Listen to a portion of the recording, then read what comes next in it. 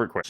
Today we have Matt Davies on the podcast, the one and only North Park Whisperer. I have a question for you. How did you get that nickname? I made it up. Oh, I thought somebody gave you that nickname. I gave it to myself. That's way less fun. I actually really like the brand. I want to make it a whole brand. Just whispers. Yeah. But do you just want to do North Park, or are you trying to do other areas as well?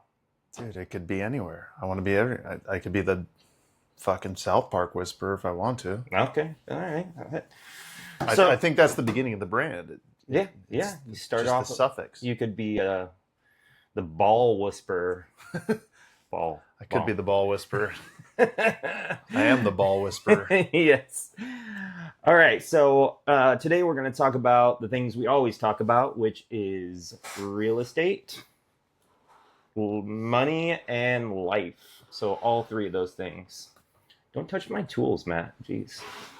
Can't bring them anywhere. We're going to start off. I want to know where you got started in your real estate journey. Like what was the first thing that you did where you got into real estate? I was a real estate salesperson, agent, and I sold 6 houses my first year, working full-time really hard, nothing for 7 months. Okay, so that's pretty good for a first year. Yeah, 24 years old. Changed your life, I'm assuming, made a bunch of money. And no, I made exactly what I made the year before. Oh, what did you do before? I worked in a restaurant. Oh, wow. You must have been a fucking good waiter. I was. I still am, actually. Yes. What restaurant did you work at? The Coffee Cup in La Jolla. Oh, okay. Yeah. There's some big tips in that place, I'm sure. Some big ballers that go in there, and all of them happen to be into real estate. So that was kind of the impetus for, I got to talk to these people, but I got to make more money. Okay. So that's interesting you say that, because a lot of people talk about their journey from where they started off. And a lot of times it was a person or a thing that happened to them where it got introduced, some way, somehow. When I was in the property management business, I actually got, there was this guy named Eric Rice, and Eric, he wanted me to come work for this mortgage company. And it was so hard for me to make that leap because I was so stuck on the amount of money that I was making guaranteed every month versus hopping into something that was not guaranteed. Was that something that you were worried about when you hopped into the game? Oh yeah, I was super worried about it. But you gotta, no risk it, no biscuit, right? You gotta go for it. But yeah, no, I went straight from having a job to like commission only, which is scary for anyone and everyone. Okay, yeah. I mean, that's these. I love hearing the stories because a lot of people don't realize that you have to make these really risky moves and jumps in order to get to where you're at right now. So you ended up going from waiter to agent, and I'm assuming your path was similar to mine, where you saw other investors making a bunch of money off of like flipping houses or rental properties and things like that, and you decided you wanted to get in on that game. Yeah, totally. I mean, being a realtor was like the means to an end, and I always wanted to be in like owning my own stuff and flipping, doing my own projects. So that was just the most accessible way to get into it, I think. So how long was it that you went from being an agent to investing in your first property? And how old were you? And tell us about that first deal. My first deal flipping or? Flipping. Okay. Yeah. So I started in 2015, January 4th. It's my first year in real estate. And it wasn't until 2018 that I bought my first house, which was my primary. Okay. And I built a house and built an ADU, and then I just sold it last year. Did pretty well there. But 4 months after I bought my first house for my primary, I found like an amazing flip, which is like my first flip, and I still own that. That's my Airbnb Okay. that I bought with 100% financing, and it was just an amazing deal. And now I have a 3.65% interest rate, and Yeah. So it's just not yeah, going anywhere. that's amazing. So you bought that place in 2018.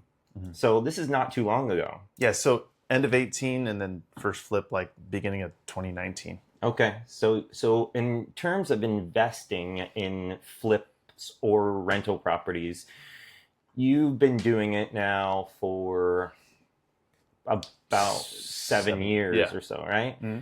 How many projects do you think you've done in those 7 years? It's like 35. Okay, But they're not. I've only done a couple that were shitty ones.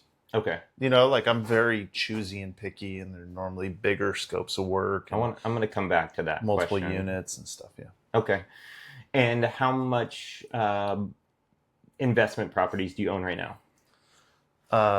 40 units, like 8 properties.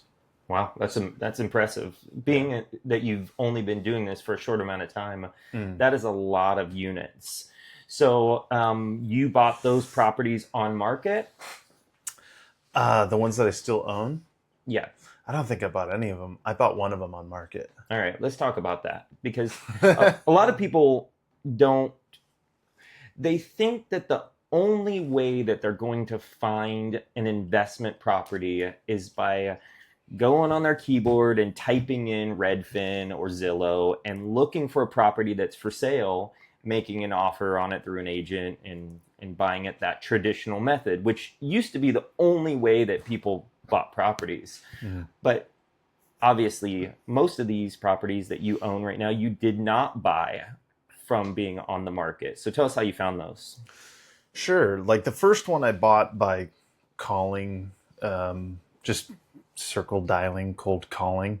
And it was owned by a real estate fund who'd bought it at the auction, and they were evicting somebody. And I just kind of asked him, like, hey, can I talk to whoever's in charge of dispositions? And I said, like, will you sell it to me as is? And he's like, yeah, I'll sell it to you as is for $750, or I'll sell it to you for $850 after I spruce it up, like do a flip on it. I'm like, dude, I'll take it for $750.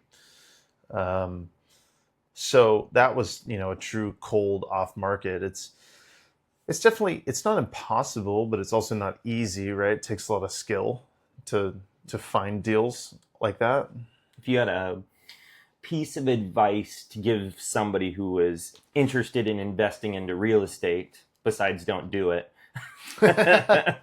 what would you say would be the best advice on finding an off-market deal? Is it smiling and dialing?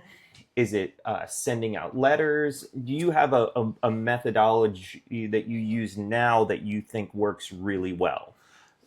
Right now, I'm more relationship based with agents. I just want to buy deals that agents are working on that they have. But if I was looking for something really specific, I'd be doing it all, hitting them from all directions, right? Like calling, sending a mail, door knocking. And I've gotten deals from all those methods. So I think the truth in that is whatever you focus on is going to work. Whatever you send energy and attention to is going to yield some sort of result.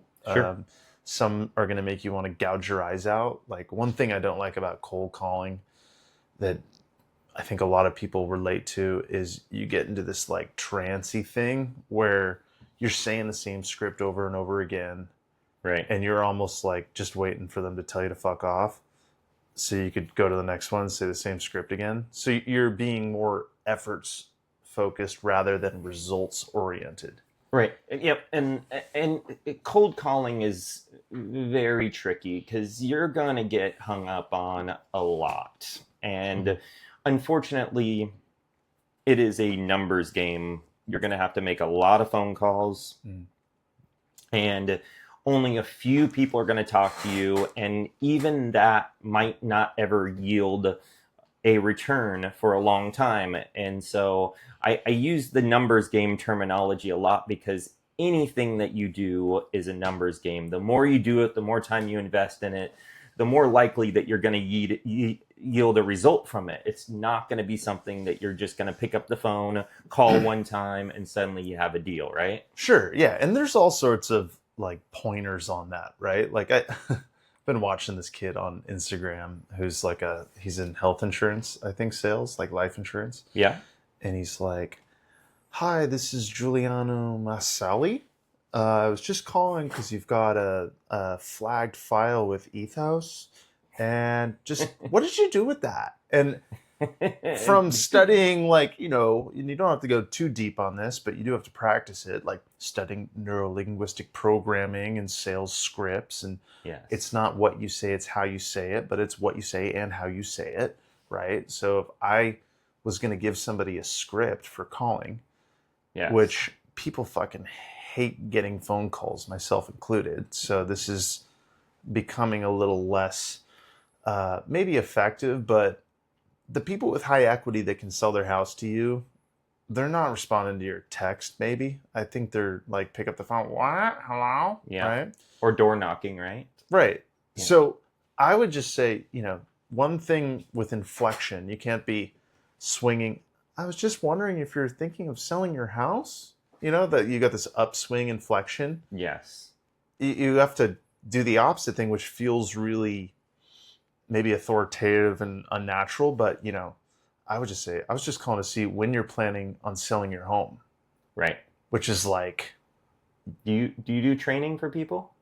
Do you help other investors? Do you have any kind of class or anything like that? Do you work with bird dogs? No, I don't. No? Okay.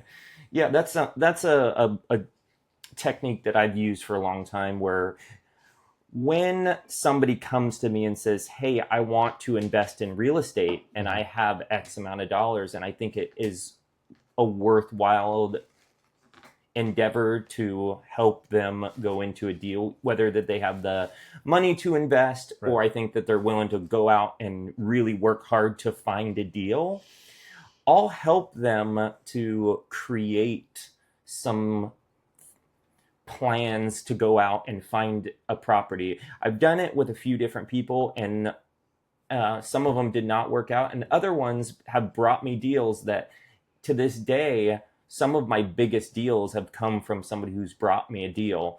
We bought one property down in Encano. We bought it for $115,000. It was a 1,000 square foot house in Encano. Sold it maybe for like 400,000 or something. It was a really profitable deal. Yeah. But it was brought to me from somebody who said, "I'm really interested in getting into real estate.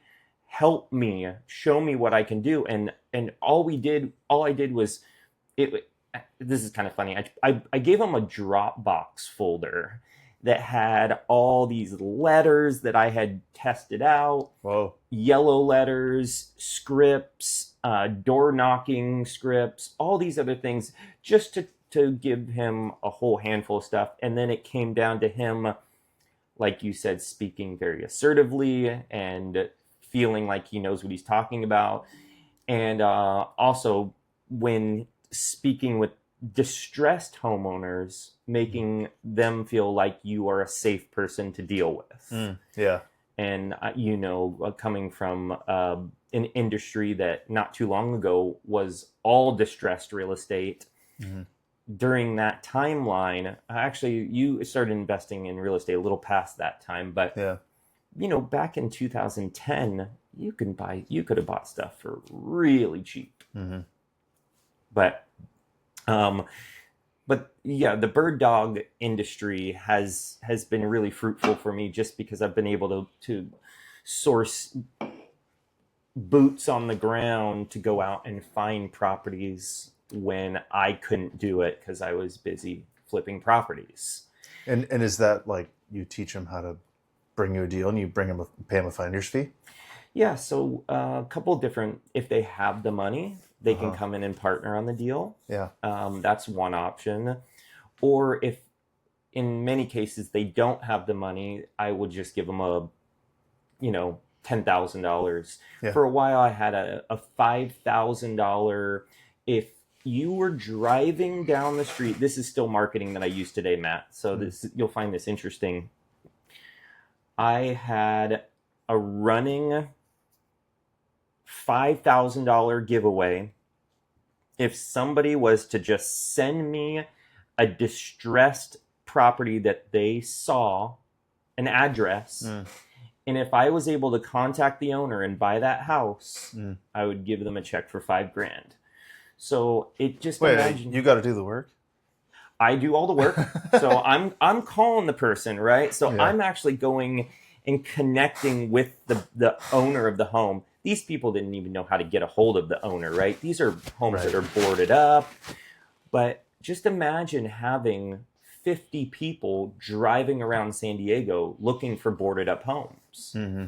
So when it came to finding the owner's number and calling them and making them an offer and trying to buy the house, I had this huge team of bird dogs out all looking for properties. So speaking of boarded up, what is the worst house that you've ever done? Oh, well, that one that we walked that I have is probably the worst one I could do. I don't know if I'm going to do it, though. That one was bad. You don't even see inside, but gosh, let me think, man. So I also kind of preach that the house doesn't need to be in really bad shape for you to get a good deal on it. Right. That's very true. And I also preach that just because a house has looked like that, like every house that looks like that has looked like that for like a decade or more. Right. So what's to say you're going to call them and they're going to, they're going to take your decide. Offer. Yeah. It's just, there's been many, many before you. Right. And it's probably more a timing thing than a you thing or a skill thing. And you can get lucky, but you got to keep, feeding the meter and checking that stuff out. Sure. But worst house, man. Yeah. Like if you could say, like, are we talking just like grossness? Are we talking like condition or? Yeah. Like I'm going to give you an example. Yeah. I did a house, in University Heights on Mead. Mm-hmm.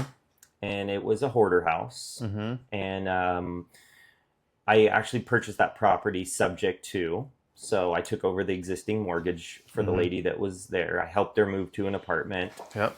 And I was trying to save some money. So when we were moving all of her stuff, I told her I would help her move to her new apartment. Mm-hmm. I rented a U-Haul truck and I went and picked up a couple dudes from Home Depot. And it's awesome. We were moving her couch from the house to the moving truck. Mm-hmm.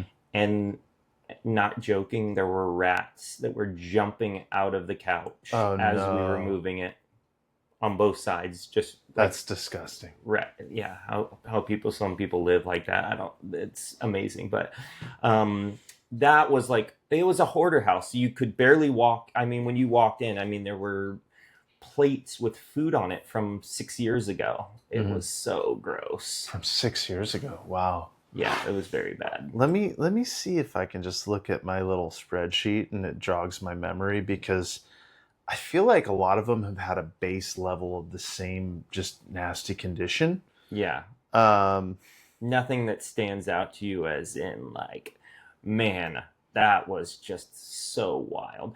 By the way, the house that I just looked at with Matt, he was telling me that, and fortunately we did not go in because I was in flip-flops.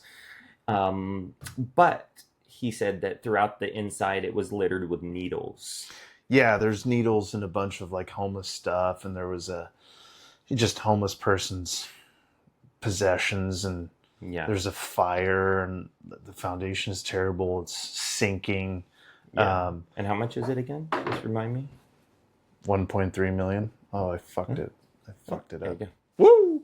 Yeah, 1.3 million, hopefully less. $1.3 million for... We need it for less. We need it for like 300 grand less, maybe. Yeah. That's the number, right? Yeah, and actually, I want to bridge this into something that we have been talking about, which is investing in a property together. Now, Me and Matt have known each other for a long time. We have not done a deal together, but we have been discussing the potential for doing a deal together. Now, the reason I bring this up is, do you partner with people right now? And also, how do you fund your deals? I know that's a two-part question, so we can break them apart. The only person I've partnered with is like a family member. I partnered with a buddy too. So yeah, sometimes, but um, if a partner has a ton of cash and they want to do a cash deal, that's like a different kind of spread, right? Yes. And that's just a different animal because you can outperform the stock market and make returns quicker than maybe they can.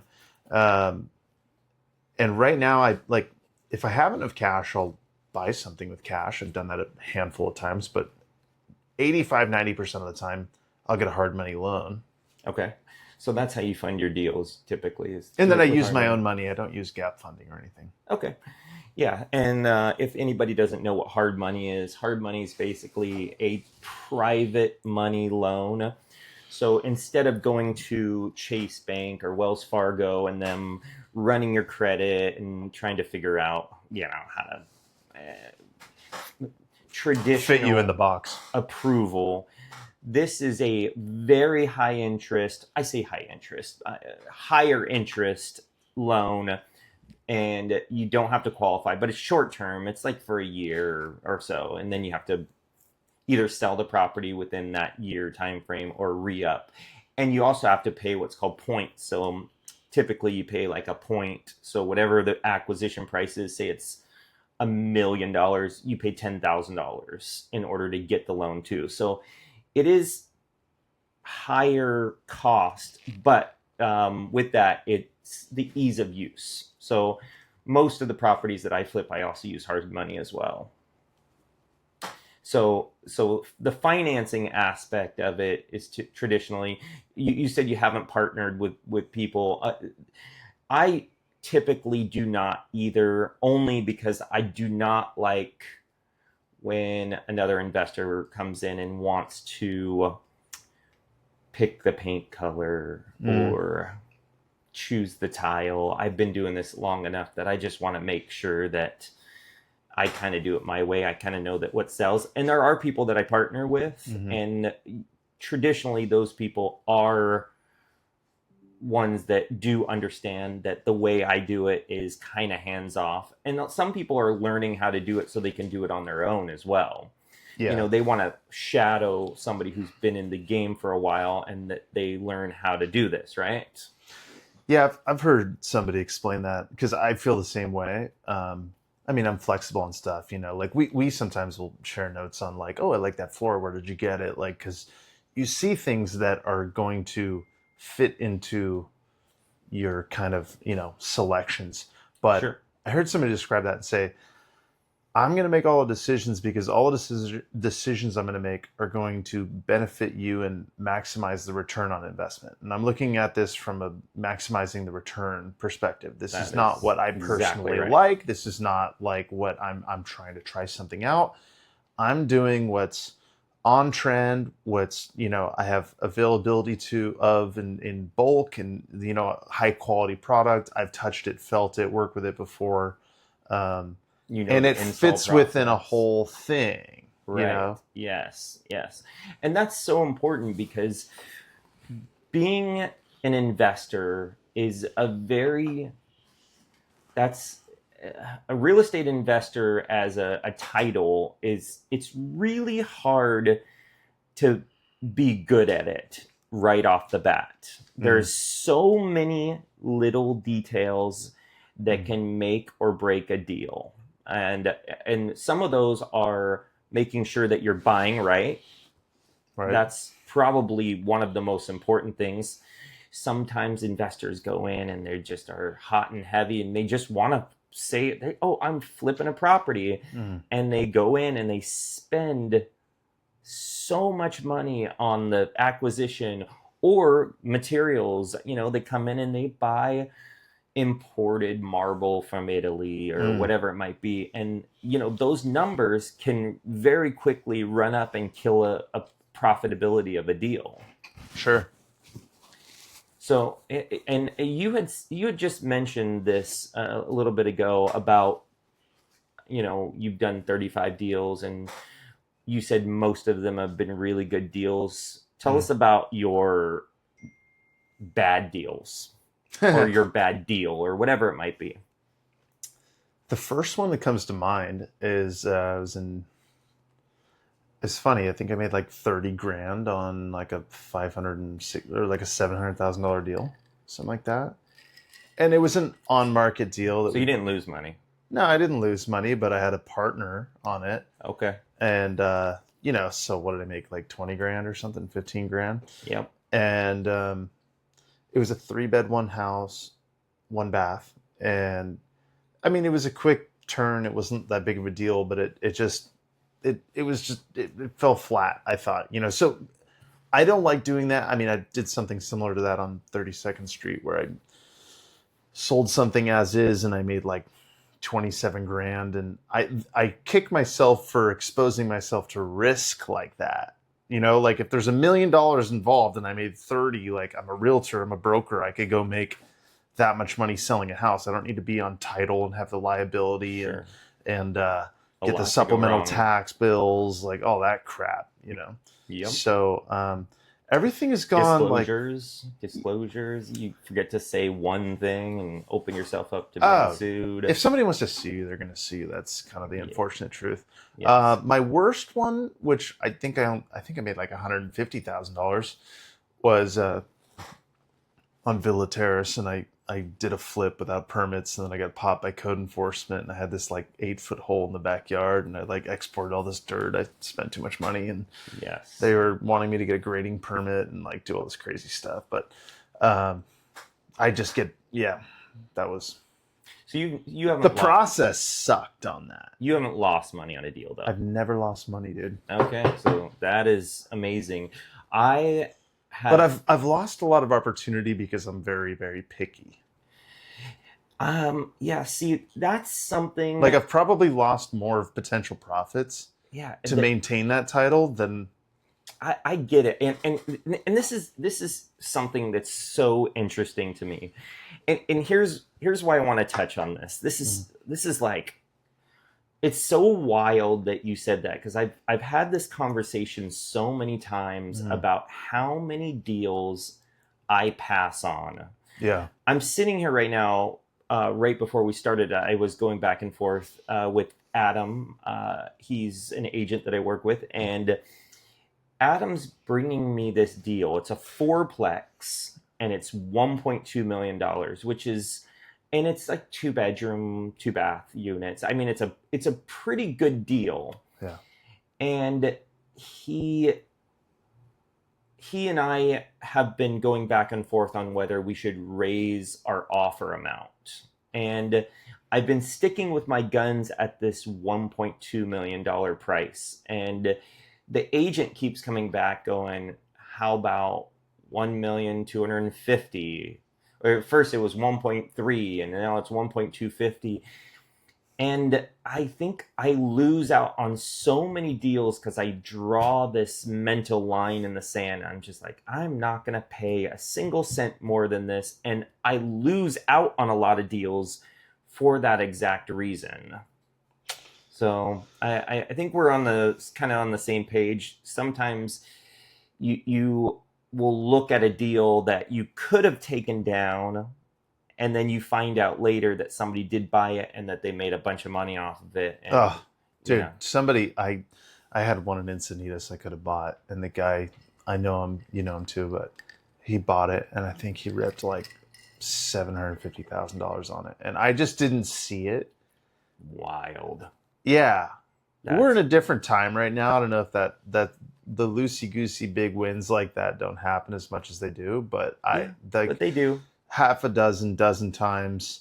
That's definitely happened to me as well. But I don't, it's not because I lowball stuff. I'm too picky. This is my own self reflection. I don't really like competing with other people. You like off markets. I just like being, right. I kind of like being like, how much do you want? And they're like, 1, and I'm like, sounds good. You know? Right. Yeah. Or no, it doesn't work. Well, This is what I'm willing I to don't, do. I should say it like this. I don't play games and like participate in games. You know, when it's like, we got 5 offers and we're not going to respond to your offer until next Monday. It's like, all right, you know, and of course I've bought deals like that. I've done it, but it's, if every deal that you do is going to be like that, I think your margins are going to become very a consistent average, you Yes. know, Yep. and Yep. I have come across so many things in construction that were not, I mean, like, for example, today I'm jacking up the slab and putting interior drainage because there's like water like percolating up in this thing. Right. And so this one, I have a little water issue, and one thing that I hate is drainage. Like, I really won't buy a property that has drainage issues because that's chronic. And this is another funny aside, right? People can sell me a property and I just never call them back. I give them the money and then they like move on and that's it, right? Yep. When I sell somebody a property, I know you're it's gonna say. like I'm responsible for every freaking stick and brick that anybody before me put into the thing. Yep. Yep. And I think and here's the one thing that a lot of people don't know about investing in real estate. When you go through and you put out an absolutely amazing product. I got to give you credit where credit's due. Thanks, man. Your product's amazing. Thank Anytime you. I've ever seen one of them, I'm always like, God damn. In fact, I still want your house over on Upus, or is it Upus? Grim. Grim. I want that property. You got to see my other one on Grim. That one on Grim. No, I know. I bought the one across the street though. Oh, did you really? Yeah, I got the 10 bungalows going, and those are. Are you gonna make them the same? Like that They're not nice? going to be exactly the same, but yeah, they're going to be that nice. But I'm restoring the original wood windows, which I've never done, and I'm doing on 2 projects, one in Arizona, one on Grim, Okay. and spending an incredible amount of money with the sash cords and the wood windows, and just learning about, you know, what kind of paint you got to put on there, and like, you know, how it goes, right? And you're But doing this with your own guys or no? Yeah. Okay, I wasn't sure if there's like a specialty. No, I do have a window specialty guy. Yeah, I have a specialty window guy that's going in there and reconnecting the sash cords Yes. and the weights. And Can I borrow him after? yeah. There's a few people in that space, and I got a good guy that's pretty cool and, you know, salt of the earth. A lot of them are very like, one guy, he's like, I did the Hotel Dell, you know. Oh wow. He's Yeah. like, if you want to work with me, I'm 16 weeks out, which is like, what are you doing here, bro? Why are you even talking to me? If you're that busy, like, get out of my Yes. face, you know? And he came over to give you a bid. Is that what he did? Yeah. Yeah. So long short on that, if you want to keep wood windows, the number, it's like $3,000 an opening. Okay. Well, That's crazy, right? yes. That is yes. And that's not what I'm paying because I'm refurbishing the ones that I have, Yeah. but I'm also going to be doing some, you know, maybe half, maybe 2/3 that.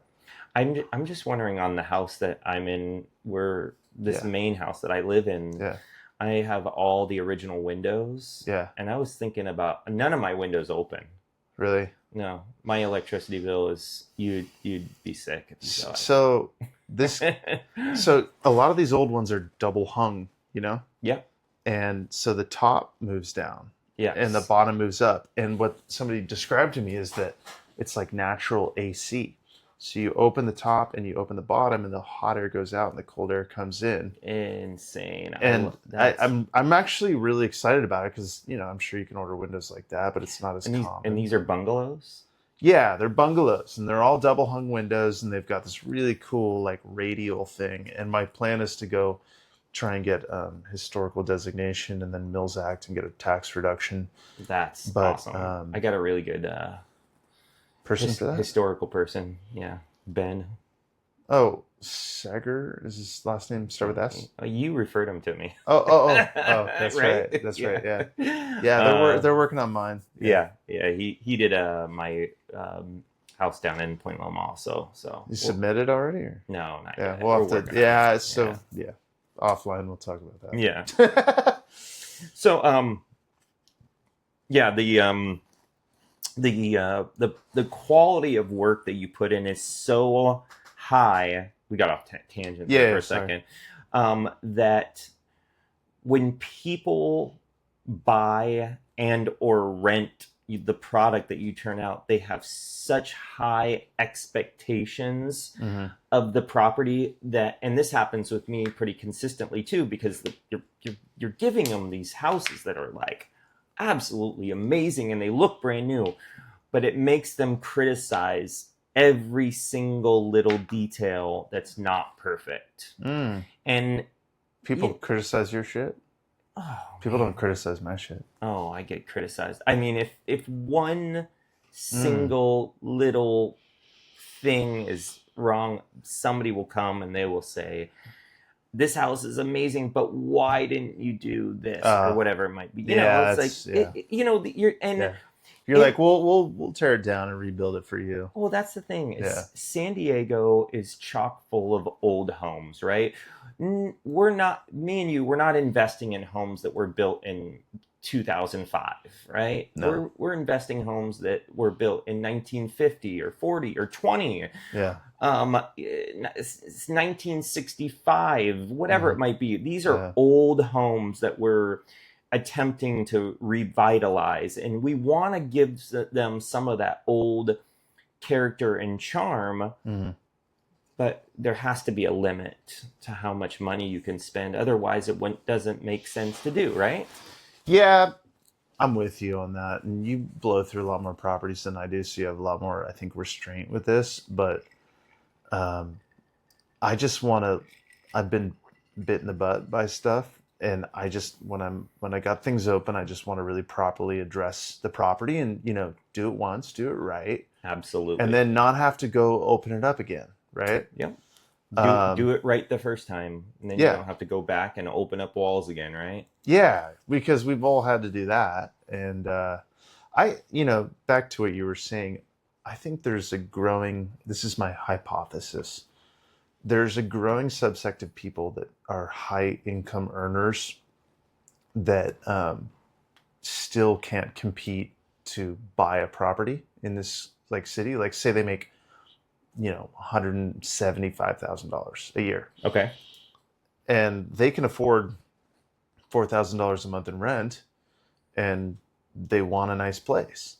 So they can't afford 20% down. So let's just say, so I think about my places sometimes, like, what would these be worth if they were condos or if they were like little houses on like a lot. So I got one in Hillcrest, and it's like a duplex, and there's a 2-bed, 1-bath upstairs and 2-bed, 1-bath downstairs.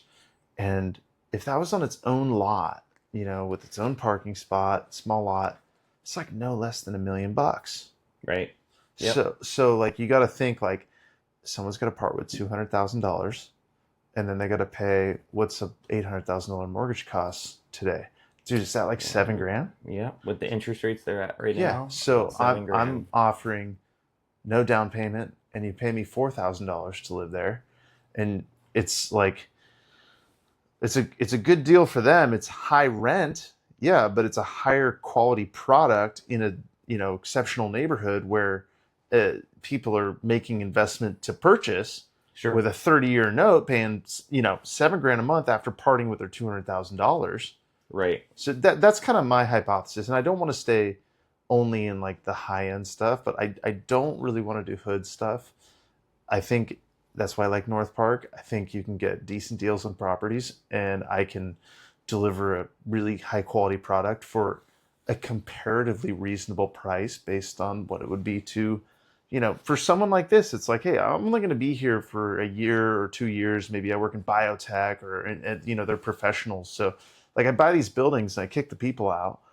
And the people that are there when I buy them are paying like $800, and they're like sleeping in the middle of the day, and like, I don't even know if they have jobs. And then when I fix them and I re-rent them, this is going to get me in trouble. Like, I'm going to be like this. I'm going to watch this thing. Well, it's just the truth. Okay. Like, I re-rent them to people that are like high income professionals that like, they're at work during the day. It's not going to get you in trouble because you're renting to people that qualify for that unit. And the fact that is, you are taking this property that was probably worth $800 a month based off of its current condition, Yeah. and you are investing your own money to Yeah. make it really nice Yeah. in order to get a return on your investment. And that is the American way. I mean, Yeah. that's people. I know you hear this all the time, but people look at real estate investors. And in fact, anytime I do like an advertisement on like Facebook or Instagram or something for, hey, I'll buy your home for cash, Yeah. people comment, oh, you're making housing unaffordable for people. Yeah. And the truth is I'm really not making it unaffordable for people. The thing is people want, if if there wasn't a market for these really high end, beautiful properties that people are renting, investors wouldn't exist. Yeah. So, Yeah. Every deal I've ever done has been consensual, right? Whoever I bought it from wanted to sell it to me for that much, and whoever I rented it to or sold it to wanted yes. to rent or buy it from me. And it's a service in the middle that's in the private sector. And we have, an aging housing stock here in San Diego, like you're talking about, like mostly from like the 20s to like the 70s stuff. Yeah. So, Old, yeah. dilapidated, So, falling so apart. on the high end, they're 100 years old. On the low end, they're like 50 years old. I think they're all, I don't, I think they're only made to go 50, 60, 70 years. Yeah. And then They need to be remodeled. yeah, and our needs as humans and technology is changing, right? And that's evidenced by every girl that's ever popped a circuit trying to plug their hair dryer and their curler and their iPhone and their whatever Yeah. at the And same suddenly they have time. no power in their whole Yeah, house. yeah. But it's like they built these So things on true. like one 30 amp breaker per unit, Yeah. And, and and, now it needs 100 amps. and the thing is the previous owner did not want to invest the capital to make it so that that girl could plug all those things in. That's why he sold it to you, Yeah, because he was done unclogging toilets that were yeah, cast iron that did not yeah, no longer function, yeah, or electrical issues that he had to go out there in the middle of the night, and he personally had to go out there because he was only charging $800 a month.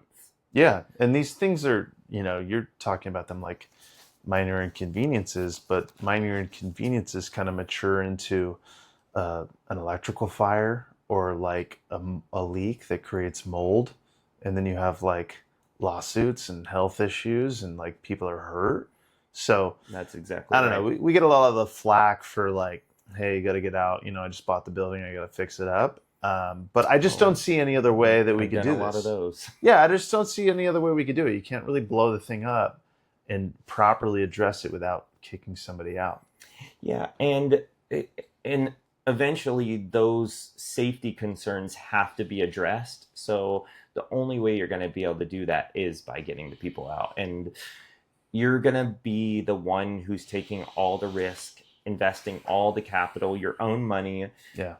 You have to feed your family too, right? So Yeah, but these deals are getting worse and worse, unfortunately. So we're the, gonna have to be like adjusting our prices because the more insurance goes up and the cost of goods and services and every single person that works in our house has to work and receive a living wage, right? So there's just a yes, bottom dollar that they were willing to do it for. And yes, and beyond that, you would hope that somebody's qualified. They're not only willing to do it, but they got to be qualified. So you got to pay them a decent amount of money because they got to go buy a $15 burrito for lunch. yeah. Last time I went to McDonald's, I think it was like $30 for Wow. like two Happy Meals. I mean, it was wild. Wow. We don't do that all that often, but Yeah. still, Yeah. $30 for two. Yeah. It's not I so mean, that's happy. insane. Yeah, exactly. Daddy was not happy. Yeah, dude. I mean, parking tickets are more expensive. Parking meters are more expensive.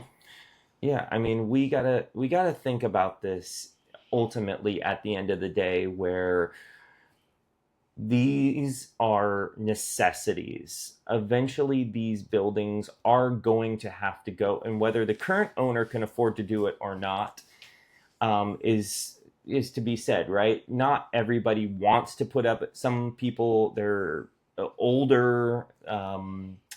They're getting ready to retire. They don't want to deal with Mhm. the tenants anymore, and that's when we come along and save the day.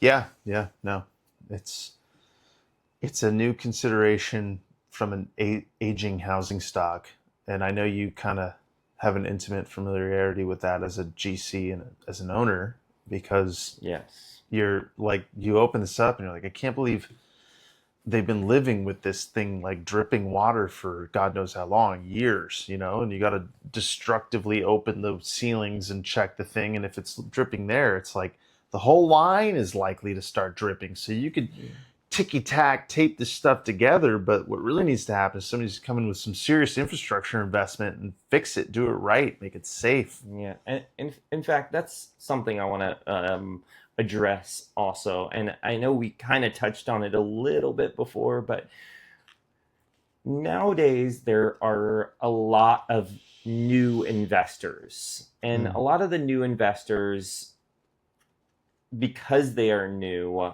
mm, don't factor in the contingencies on these deals that they're doing. And instead of going in and making a repair that is vital to mm, safety, yes. they will just throw the drywall back up and close their eyes and just say, you know what, I'm just gonna pretend like I did not see this. Yeah. And something I have always, the code I've always lived by is that no matter what, even if I'm going to lose money on a deal, I will always fix something. If I see it, it gets fixed.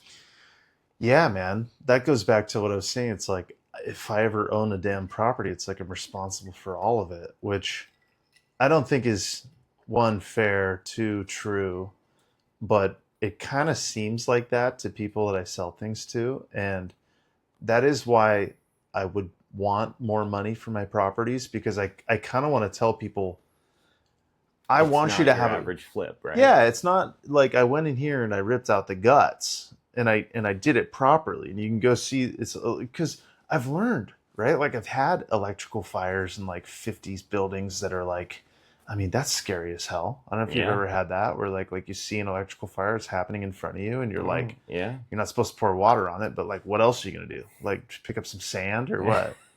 Got to go get a bucket of sand from outside. Yeah. Yeah. Uh, yeah, no, it's a interesting time to be alive, but I think there's, you kind of alluded to this earlier, and I keep talking about this with like-minded individuals. It takes an incredible amount of versatility. Like, you have to have sales skills to educate somebody and convince somebody to sell you their house, right? And there's also like trust and ethics there. Absolutely. You have to have logistical intelligence and execution skills to, I mean, it's more sales to get people to work for you for a reasonable price. So you need to have some technical knowledge and ability and understanding of what you're looking at, how to address it, what needs to be done, what's the most efficient, smartest way to kind of accomplish something, like value engineering on the fly, Sure, and right? and I don't know if you've touched on this yet, but Mm. also having a really great team behind you that can accomplish all these things, right? Yeah, I mean, I'm the worst when it comes to that, because I do have a great team, but nobody like works for me. Everyone's 1099. Sure, but I mean like as in, for example, we share um, the who does our iron, Victor, who you gave to me, who's great. Victor. Yeah. Yeah, he so I sourced this really great aluminum iron worker guy who does stair railing and Gates. pergolas And and yeah. gates and all these other things. And he does it not only really well where it looks great, but he also does it at a affordably, yeah, yeah. reasonably priced. Yes, exactly. And so Yeah. we've continued to use him over the years. So we know that if we're going to put in this really beautiful staircase railing in a project, that it's not going to break a few days Yeah, later he or knows what whatever. he's doing. He knows the codes and how it needs to be done. And I mean, dude, I he did my a gate at one of my houses, and I had somebody else who was just a bigger shop with a license, and they couldn't figure out how to make like a simple gate. Yeah, And that's and wild. Victor came in and like did a great job. So Yeah. yeah, I agree with you. Like on the team, you got to have a team, but it takes time to assemble a team. Yes. And also something that people very rarely see behind the scenes. They'll see what you bought. They'll see that disgusting, moldy, whatever house. They'll see when you bought it, and then they'll see it at the end, and it looks amazing and beautiful, but they don't know all the stuff that went into creating that, which is you said organization, on the fly organizational Yeah, engineering, logistics and yeah, making sure that all the right people are lined up and when they're going to come, who has to go first. yeah. You got Just to know a lot about a lot. It's it's not a lot that's about like a little about a lot. It's you got to know a lot about a lot. it's so wild. And for anybody who thinks that investing in real estate is easy, it really is. Well, there's a lot of judgment Just that kidding. goes into this. Yeah, Yeah. it's totally easy. Yeah, it's so Uh, easy. Yeah, everybody can do it. yeah, But yeah, that being said, having something, the team behind you that you can yeah, line up. Of course, what we always say is the buck stops with you, right? totally. Yeah, So if something it's your goes name on it. wrong, Yeah, it's your fault, no matter what it is. dude. Another thing I see that's kind of wild, um, where I think people miss the mark is one like floor plan design. Like they're building things, new construction that don't have functional flow, and Yes, then the other is finishes picking, like picking finishes, yes, where like in if I said someone's name, like but they just built a bunch of ADU projects and they're trying to sell them, you'd know this person. It's yeah, more of a wholesaler. yeah, But I'm looking at this like gray exterior, and these people, I think they come from a perspective, it's a rental, like how much more money am I going to get if I spend an extra $200 on the slab? sure, And it's like, yeah, well, if you take that approach on every single decision, you're going to get a shit product. yep, And that's what they have. And I'm looking at this, I'm like, you should be embarrassed. Like, I bet I could buy this thing from you and like flip it, new construction, I could flip it and sell it get for it for more. more. Yeah, get more, and also if you bought it as a rental, you could get more money from a rental standpoint because, believe it or not, especially in the market we're at right now, and you know this probably more than anybody, Yeah. in a market like North Park and University Heights and Mission Hills and all these areas where they're building Yeah. everywhere, Yep. the quality of the product that you're putting out matters a lot because there's people have lots of options now. Yeah. And when you're spending $3,800 a month for a 2-bedroom, Yep. when there's 4 different places that are $3,800, Yep. if you turn out a bad product, Yeah. you're going to. I'm going to give you. This is a absolutely wild example, and I'm trying to think. You might have told me this. Keep going. I'm getting a beer. Maybe not. I'm listening. But okay, so this is insane. This guy built a seven. I want to say it's a 17-unit building, and he put 0 parking in North Park. And I don't know if you know. Are you the one who told me the story or no? What street? I can't remember the street, but he built a 17-unit building with 0 parking. Yep. He did not lease one of the units, not one. It's vacant? It's a completely vacant building right now as we speak. It's vacant. And this guy spent millions and millions and millions of dollars building this building, but he didn't put parking, and it's in a prime North Park location. And is it done? yeah, actually, it wasn't you that told me Yeah, about yeah, it. I didn't say this. It was my architect friend that told me about Okay, it. tell me more about it. I'm gonna know where it is. I'm gonna find out the details on this, and I'm gonna tell you when you come on for your second on Yeah. the second show. Okay. But so wild that he spent all this money and he couldn't leave, and he was trying to get a lot of money for them. Yeah. But they were. Is he getting foreclosed on or what? He is getting foreclosed on, I believe, Wow. through the hard money company or private money company. Wow. So that's another story, but that just goes to show you that there's somebody like that invested in a market that and I know without parking puts you dead in the water. Dude, there's some people that are doing that though, and they're doing okay, but I think their expectations of what they're going to get for rent are accounting for the fact that they don't have parking. Yeah, so sure. Like if you're projecting $2,400 for a studio, like you need to be at like $1,700-$1,800 for a studio without parking. Yes. Yeah, there's a guy, and speaking of that point, there's a guy down on Ohio, right down the street from here, and he converted a one-car garage. There were 160 square feet each. There's 4 garages in a row. Yeah. Converted them to studios. Yeah. They have mini fridges. Yeah. I think induction cooktop. What does he rent them for? $1,500. Yeah. And they're all rented. I know another one on Texas Street like that. They're all rented. Yeah, 4 carports. Yeah, 4 carports. But at $1,500, Who? that's affordable. Dude, who lives there? Somebody that can only afford $1,500 a month. I know, but $1,500, like you can get a lot more not far from here for that. College area, 92105. I mean, or maybe a shared room. Yeah, sure. Like, I mean, dude, you could, if you rent a 2-bed 2-bath for $3,000 with somebody.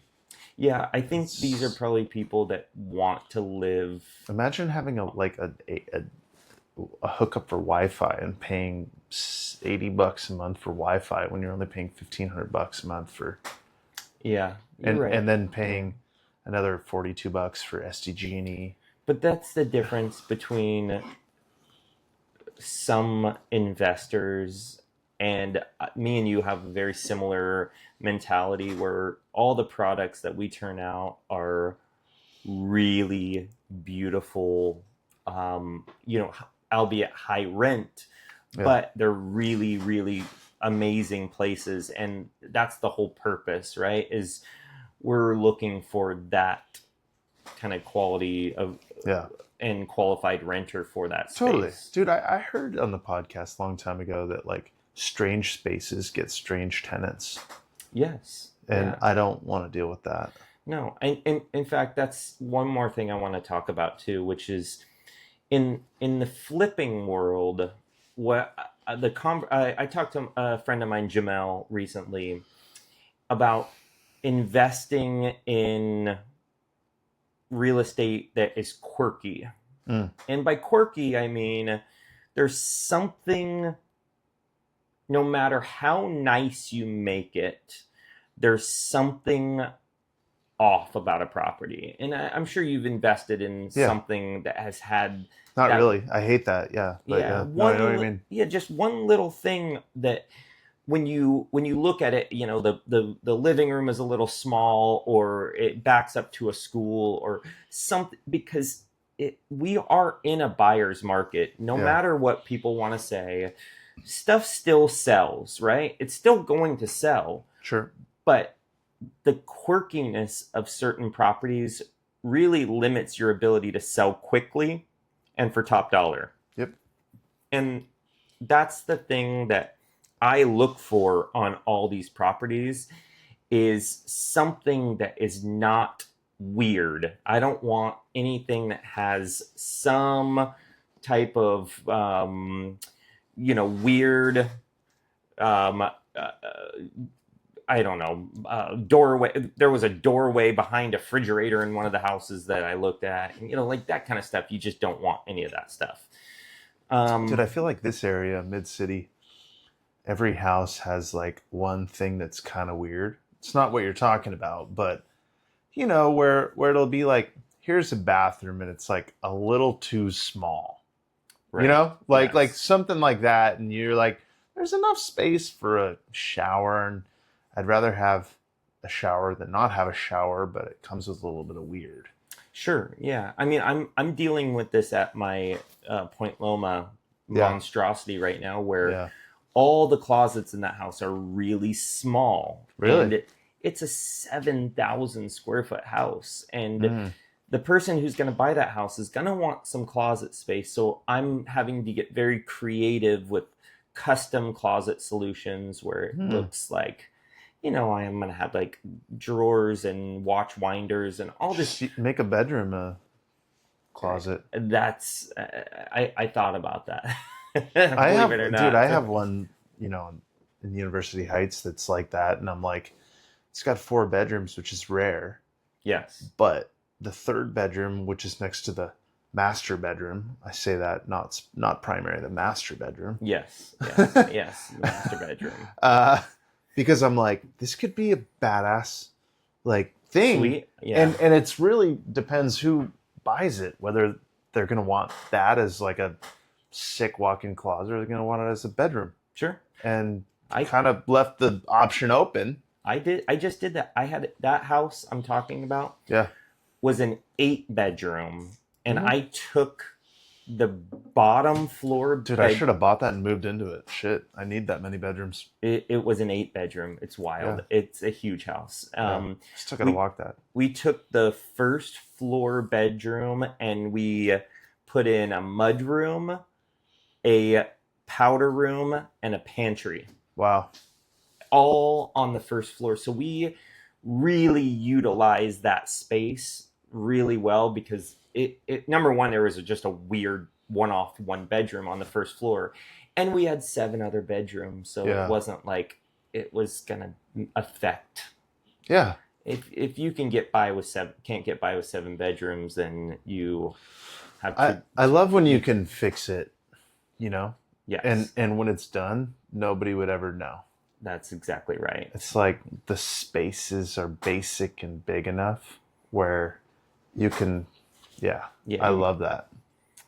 All right, so here's how we're gonna the kind of send off on this thing is I Mm. want to. So we've kind of we started off where you started in real estate. Mm.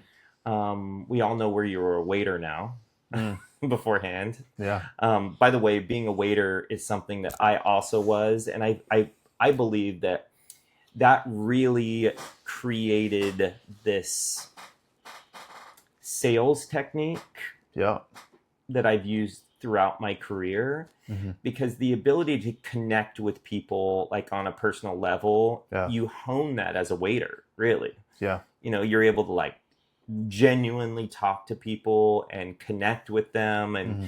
of course you're doing it to get a bigger tip, but Yeah. you also like you get that personality skill. It's like emotional intelligence 101. Yeah, exactly, Yeah. and that translates so well into sales that we went from this business of selling ourselves to our patrons at the restaurant to Mm. selling a product or whatever it might be.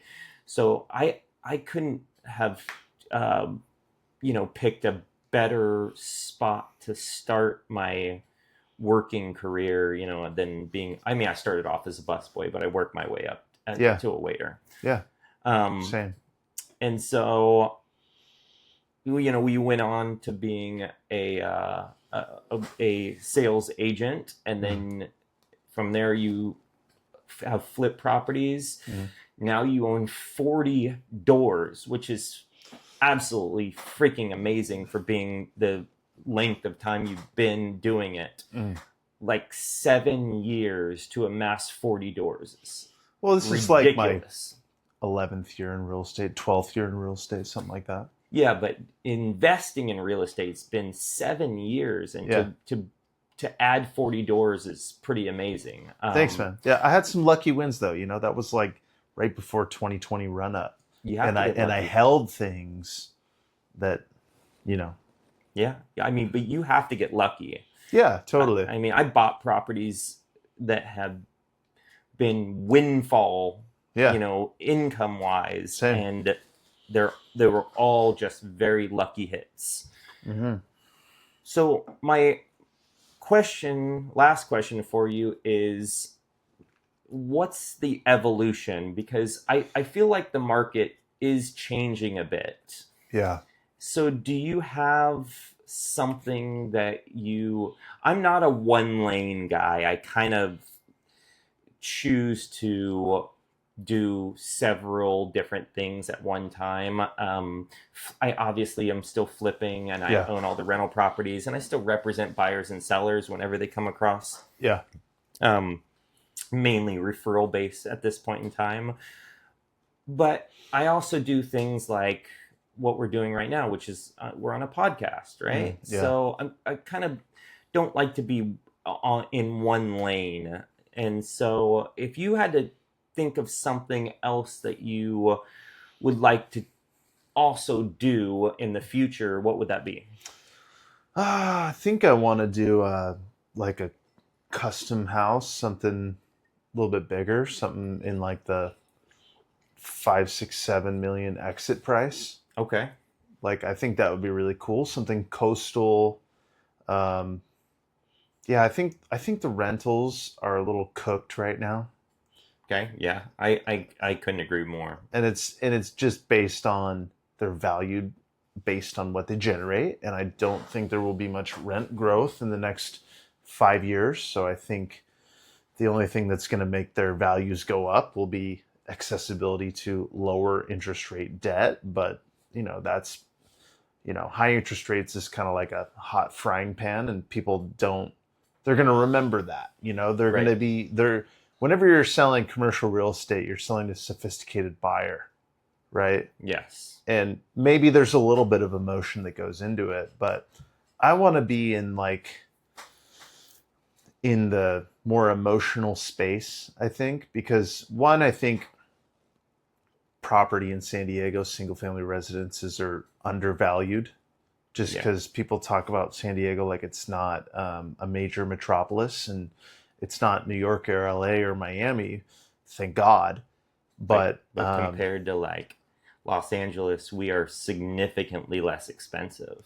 right. And I think we offer more value for the price that you give. I agree. And there's also just a finite amount of amazing, like, I don't want to build a big monstrosity. I want to build something that's like really, for people like you and me that have families that wanted to like have privacy and cool outdoor spaces and host events with family, and like make memories and like Yeah. really cool intimate spaces. Like Sure. I want to go in that direction. I'm excited about that.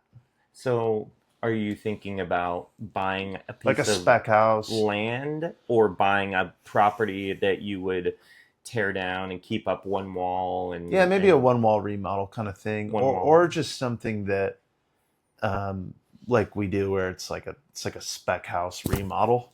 Yes. Like you do something nicer and better. I mean, I like to try and experiment with stuff. Like people like you and me have security systems, right? So it's like, why don't we just run the wire? I know how to do it. Yeah. People Yeah. appreciate that. I got the drywall down. Like, let's do it. Yeah. And Or like a gate, or like a roller gate for the front, yard, or the back, or just some really cool landscape and Pools. outdoor spaces, pools. Yeah, just indoor outdoor pool, like a pool that starts in the living room and then goes to outside. that could be cool. Yeah, anything that like emotes. Yeah. I'm excited for more, and I think 3 million is like the place you have to buy that, and like 7 is where you got to sell it Yeah, because you got to spend like $1 million. over $1 million. Yeah. So yeah, so you could focus all of your attention on this one deal where this one deal will generate you a couple $1 million, right? I would hope so. Yeah. Yeah. I mean, that's Asymmetrical risk. That's what I'm looking for. That's what I'm saying in a lot of different words, you know? yeah, I no, I love that idea. And I think the idea is sound if you keep the house in a price point that really makes sense. Yeah. And there are people that are investing in these really amazing I'm going to call it a gigantoid Yeah. house, Yeah. like, Yeah. 25,000 square feet where they're Yeah. trying to get $35 million.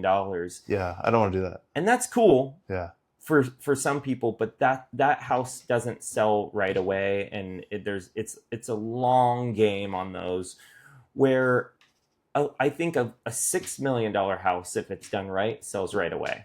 Yeah. I think there's thresholds within all of that, but I just want to build for like real people that would appreciate that and don't have the skill set to do it themselves or the experience, Yes. and then just kind of bring together just a really cool design, good craftsmanship, and really focus on it and just create a really cool ambiance in a space. And it's not something I really knew that I was going to set out to want to do, but I'm kind of excited to do that. I kind of want to take a break from North Park for a little bit, to be honest. Yeah. A little oversaturated there. Sure. Yeah. I think the stuff that you've done over the years has been amazing, but there's also we're landlocked in San Diego, so there's Right. just so many properties within a space. The neighborhood that I'm in, which is Normal Heights, Mhm. there's less than 2,000 houses, I think, total in this area. So there's very limited availability to buy here. So when you do buy something, Mhm. as long as there's nothing quirky like Yeah. that, you can usually sell right away. But I don't want to do the white elephant thing, Yeah. where you're just trying to sell a house for $6 million in North Park or Normal Heights. Like, I don't want to do Right. that. I want to be, In La Jolla. I want to offer something reasonable. Yeah. No, that You know, makes sense. like this tracks. To me, I'd rather be selling for $6 million in a $10 million neighborhood, like an amazing, stunning house. Yes. Where the heights have already been achieved. Right. Yeah. You're not trying to set a new world record for an area. No. You're just trying to find something that you can take and create something that matches an existing area. Yeah. Curate. But you can also buy it for the right price in order to do that. Yeah. Yeah. Yeah. So And I also think, dude, we have like San Diego has bad color selection from the 1970s, where all these track homes and they're painted like peach or like orange color, like they're gross. And then Chula Vista, man. people just Chula Vista is horrible, but like people just have bad Tan on choice. tan. Yeah. So I want to do something better, and Yeah. if you know any architects I can work with, I'm looking for somebody that can take some tough love. Yeah. Stephen and Dalton. Feedback. He's too expensive. I know. I'm just kidding. Even his protege is too expensive. Yeah, they're all yeah. That's something that going back to our team, looking to find a really great architect to add to that team has been a challenge for both of us. I know we've talked about this. It sucks because we would do so much more if we didn't, clash. Have to run a business. Well, no, clash with the whole timeline of the city, of the timeline of the architect, the bureaucracy, the regulation. Mm-hmm. I'm learning something new that could bite me in the butt every day. Also, this is sorry, not to interrupt you, but the fact that a lot of architects are what I call order takers. Yeah. Versus innovators is something that is, to me, so wild, because in an architect, I want somebody who can create something beautiful out of nothing, Right. not take what I'm saying and try to make something beautiful. Yeah. I mean, I want my advice to be taken, but I also would love for them to be able to go out and create No, something. show me something better. That's exactly right. Dude, Yes. I always begin there with architects, but I've asked people, I've gotten to this point where I've been so consistently disappointed by this, where, and I'm calling, yeah, I'm like, I think we're both taking shots at like architects, designers right now. Mm-hmm. We always begin with like, show me something amazing. Like, I'll go build it and execute it. Yes. But when you propose something that is completely unfunctional, and I can tell you that by looking at it like that quickly, don't, you know, I had an investor tell me once, he's like, don't pitch wood. And what he meant is don't bring me bad deals and try and say they're good deals. Yes. Yeah. And that's the epitome of pitching wood. Yeah, that's my problem with bird dogs is they bring me deals all the time that are just... They don't know the difference between a stick and a snake. There you go. And they kind of think that they're... I'm going to use that one. Yeah. Well, I mean, yeah, if it was a snake, it would have bit you. Or if it was a stick, it would have, you know. Yeah. But... I could have built a house with it or something. I don't know. Fuck, maybe. Or thrown the dog to go, you know, play catch with it. Could have whittled something out of it. Yeah. I bought a whittling knife the other day. Oh, that's fun. Yeah. Dude, I actually want to get some software and learn how to draw some floor plans because I feel like I haven't met anybody that has... One, they're always rushing. Two, they're always like, I need 90% of my money when I submit the plans. Oh, yeah. And three, it's like they get annoyed when you want them to refine your design. You're like, I'm about to spend $400,000 building this piece of shit. Yes. You know, with real people. Yeah. You know, this is their livelihood.